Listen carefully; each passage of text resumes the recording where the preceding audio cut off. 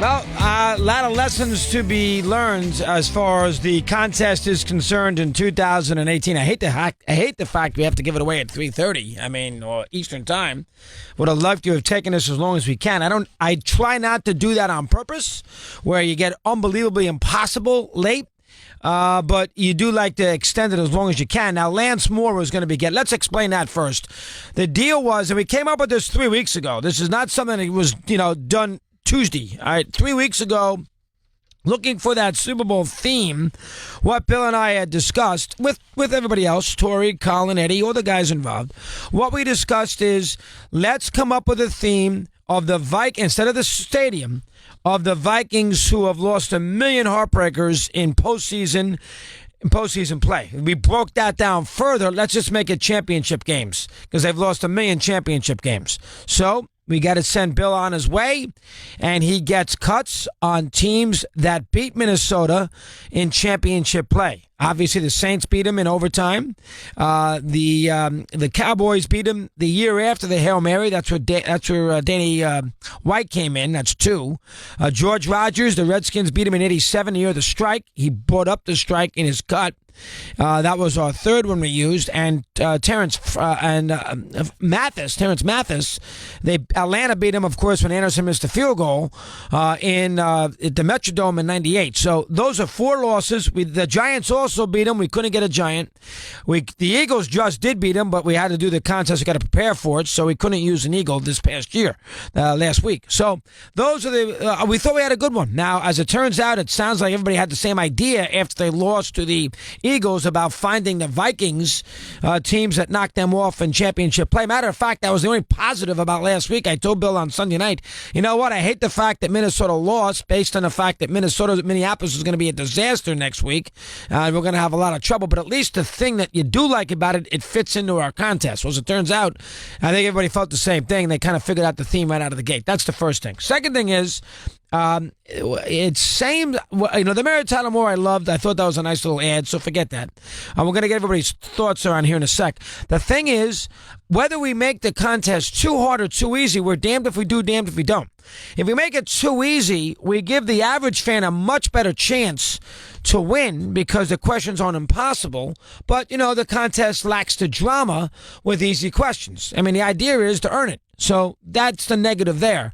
But if you make it too hard, then the only people that can really win are the professional contestants, which we all know they're all out there. The contest players, and we've had a lot of them here win. Matter of fact, all 4 of our winners this year are repeat winners.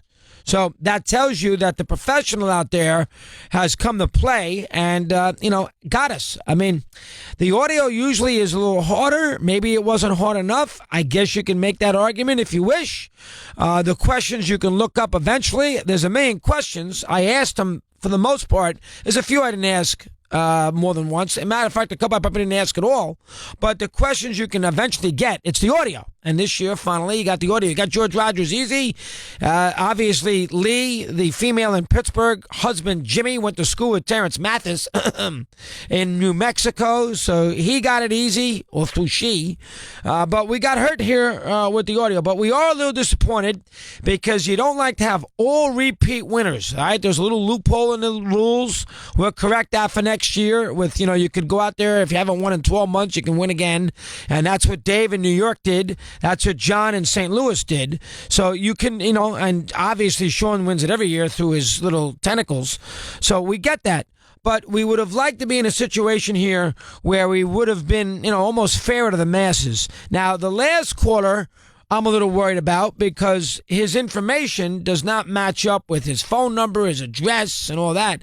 He tells me he grew up in Pennsylvania, but he grew up in Farmington, New York, so that makes you nervous. So we're a little nervous about how this mob plays into it. It's a huge trip. This cost the station a lot of money.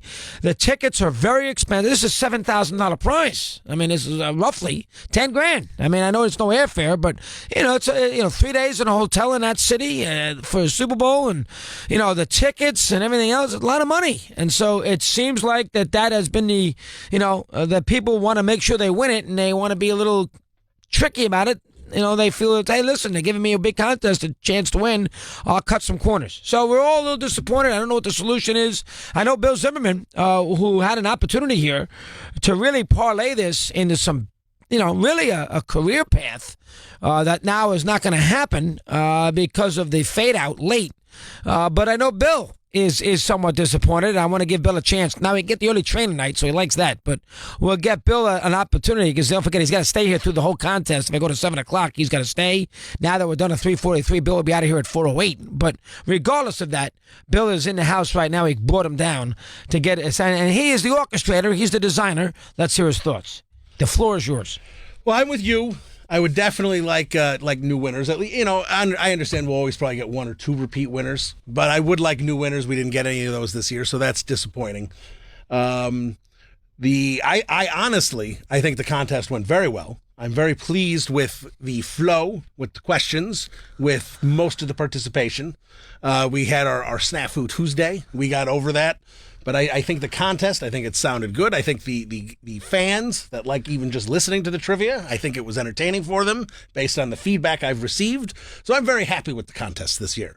The one thing I am not happy about, and you brought this up on Wednesday to start the show or to start trivia with your monologue about the trivia, is people who are dishonest to try and win the contest. Now, there was a loophole, and people who had won it in less than 5 years were allowed to win it.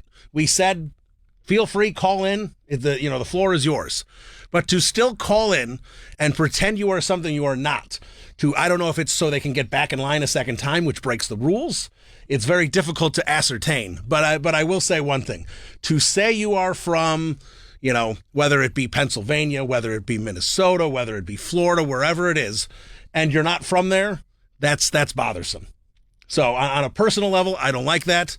I'll sit down with legal and promotions next year. Maybe we'll make sure that your household, your SiriusXM household, we have to get that address when you win, matches up with what you tell the call screener. So therefore, we can avoid those kind of situations in the future. But that's the one thing that did bother me, is that a lot of our, half of our contestants were not from the location they said they were from. Then the solution would be, do you want to make sure that if you win a contest, you can never win again? You want to go that far? That's something to talk about, but I don't know. I don't know if I like that idea. I mean, if you're a really good, 5 years is a long time. So I don't have a problem with that kind of layoff. I think that's, for a winner, like Justin said, though, I almost needed the downtime. It takes so much effort to win this thing. So I'm okay with repeat winners, but I don't think there needs to be a ban. I mean, if I'm outvoted, if people want to do that, you win once and you're out. That's fine. But 5 years is fine. We had the door open for less than 5 years for 2 years this year. But yeah, that's the one thing is we're putting this together, and like you said, the spirit of the contest. I think that's to give the key. People a chance to go to the Super Bowl. The spirit was broken this year. So in a lot of ways it was, which is unfortunate. Yeah, it is. All right, Colin, you've had a lot of things to say. You run the board. You run all the cuts. Let me hear your thoughts. Yeah, I don't think you can ban anybody, because at the end of the day, I think we kind of need the pros at some point. With more listeners, some truth to that. With more listeners than ever, I think you have more random Joes from the car phone and guys on the couch with their kids trying to call in, and they have no chance. Which, to be honest, it kind of wastes our time a little bit. But like I said to you last night, I think the last couple years we've had a good understanding with the quote-unquote pros. We've kind of known who they were. They were out in the open. Everyone's kind of okay with it. We tried to do our best to play against them, but you know what? A lot of times they won anyway, and good for them. They were worthy adversaries. Exactly. This year there was kind of a sense of just conniving and sneakiness that we've never had before. Different area codes, different names, where we've never had that in the past. So it kind of leaves a bad taste in your mouth a little bit. My second thought would be the fours. I think our theme on the fours kind of backfired a little bit. The first time I heard the fours, there were those, Hail Mary, missed field goal. There's a lot of. Now, we thought Lance Moore would be easy to get because he's actually a SiriusXM employee. And Tori had him on last month. He's on a SiriusXM NFL radio. I thought that'd be the first one they got, but the whole believe defense it or not, offense Lance thing. Moore was a guest earlier this week with Patrick, which Patrick Mawad didn't realize that, and we had Moore was on the channel. So, but what screwed everybody up about Lance Moore? It's an offensive player talking about the defense. That's what's good. So as much as the whole Viking championship theme was a good one in theory, I think that kind of backfired a little on us. Yeah, it wasn't as successful. Bill, you would agree the audio this year was not as difficult as it's been in the past. The theme helped them narrow it down very quickly. I mean, with the guesses, I mean, forget the fact that. Well, how did somebody get George Rogers in 5 seconds? That's the thing. Didn't they say they knew his voice? They said they knew his voice. So take that for what it's worth. But I mean, the fact is, on most of these questions, the first time they guessed the audio, they had the right team. Yeah. We've never had that. They never had it narrowed down that quickly. Larry Cole right away with the Cowboys. I forget who the Saints were. Vilma. Was Terrence Mathis on the first? That was the first? Yes, it was. We only had played it three times. That was the first person. I don't know. Well, that's the guy who went to school with them at University of New Mexico. Oh, right, of course. Now, Eddie, you've been a novice to this. What are your thoughts? Let me hear. I had to agree with everyone else. I didn't like the underhandedness of it.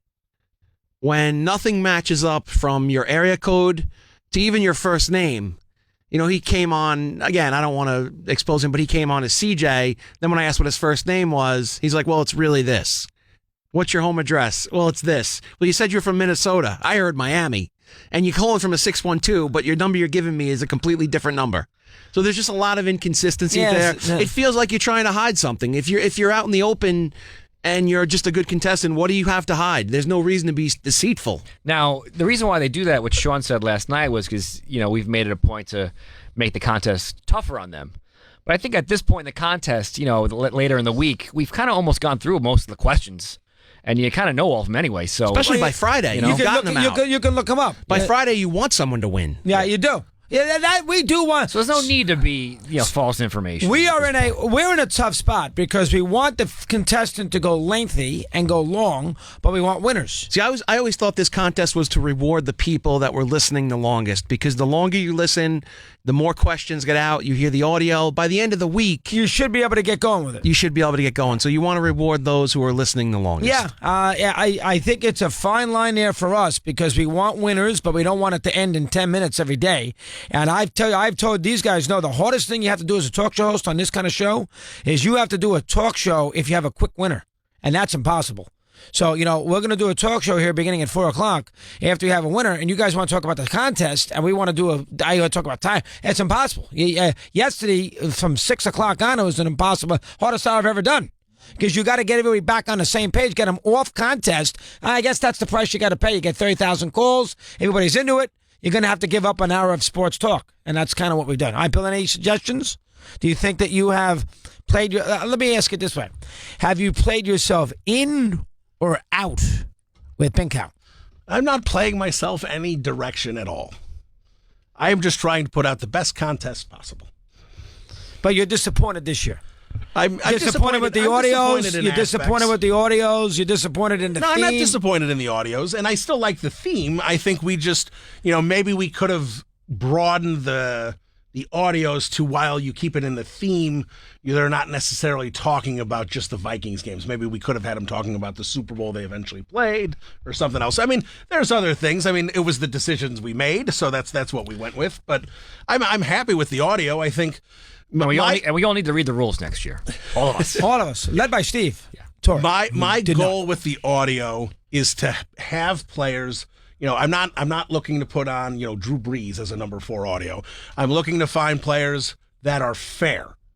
That you sit there as a football fan, you sit there, Terrence Mathis. I've heard of him. Right. You're not trying to get the 50-second guy that no one's ever heard of that, has, played 2 seasons in the NFL. Right, you're not. And I think we found good players that had solid NFL careers, and people were able to just narrow it down with the theme quickly, and they got them. Yeah, all right, live and learn. So overall, I hope you liked it. We'll take some calls on it if you wish. We'll get some calls going on Sports Talk 2. We got a lot going on now until 6 on this busy Friday. We'll take a break and come on back. Don't go away.